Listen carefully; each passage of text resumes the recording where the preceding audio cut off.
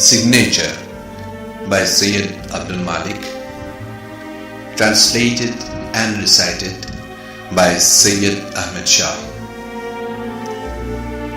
The scrolls of creative history are black, with ink stains of signatures of thousands of millions.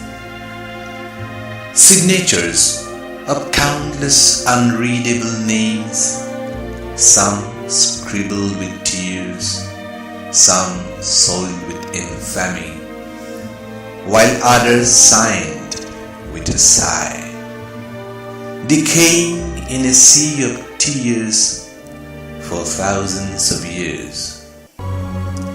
Dreams that became fairy tales, stories half narrated, songs in futile hunt for tunes, eyes sunk in gloom in search of light, souls whose fires fail to kindle the sacred chamber of the heart, past that did not delegate mission to the future, hopes turning non-entities after losing their respective identities, signatures suffering from self-delusion, using fake names.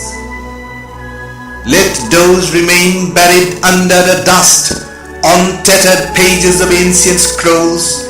Let them suffer in silence the torment of the time. Basking in the bright sunshine of a new age, here I sign a new signature on the water of the sea of eternity.